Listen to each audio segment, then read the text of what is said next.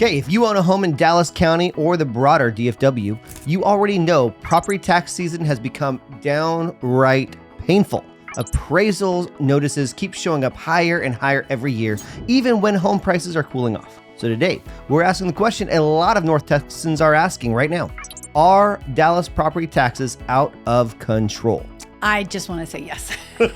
And it's just not perception, it's math. Texas homeowners are seeing record high property valuations, and the rate increase is far outpacing income growth. According to the Dallas Central Appraisal District, average residential appraisals in 2025 jumped roughly 8 to 10% on top of multiple years of double-digit growth during and after the pandemic. For many homeowners, that means their annual tax bill is up thousands of dollars, even without moving an inch.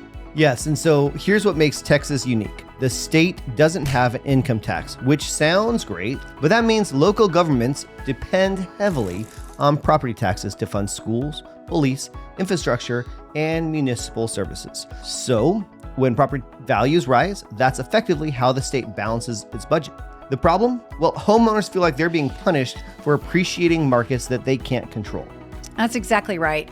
And the tension is what's fueling all the talk about property tax reform. The state legislature has passed a few measures recently to offer relief, including raising the homestead exemption and capping appraisal increases for owner-occupied homes at 10% per year.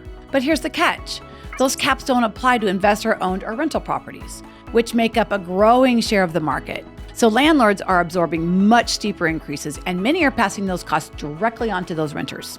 Yeah, that's exactly right. And that's really hits the affordability. When property taxes rise faster than income, two things happen. One, homeowners feel trapped, unable to sell, but struggling to keep up with escrow payments, especially when you include rising insurance costs. And two, renters are facing higher costs as landlords adjust for their own tax burdens. It's a squeeze from both ends, and it's starting to reshape where people choose to live. That's right. You can actually see migration patterns inside the metro shift because of this. Homeowners are moving just across county lines to just find lower effective tax rates. Places like Rockwell County, Denton County, or Ellis County. And while Dallas County's average tax rate hovers right around 2.7%, some suburbs are pushing closer to 3%, depending on city and school district rates. That can mean thousands of dollars in annual difference on the exact same house. Yeah, so let's break it down. Why appraisals keep climbing even when the market cools? It comes down to lag. Appraisal districts base valuations on prior year's sales data. So even if prices flatten this year, your appraisal might still reflect last year's surge. Combine that with population growth, new development, and limited supply, and those values, they rarely ever move down.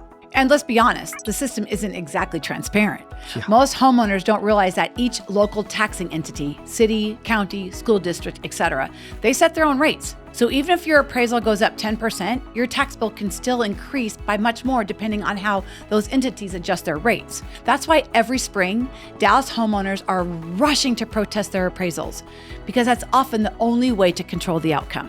Yeah, and this brings us to a key point. Protesting works. If you do it right. More than 60% of homeowners who file an appeal get at least some reduction, according to the Denton CAT.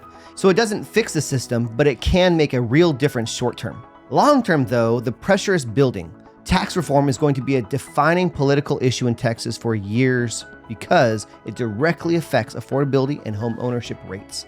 And as we discussed in another video, first-time home buyers are at an all-time low, specifically because of the unaffordability crisis.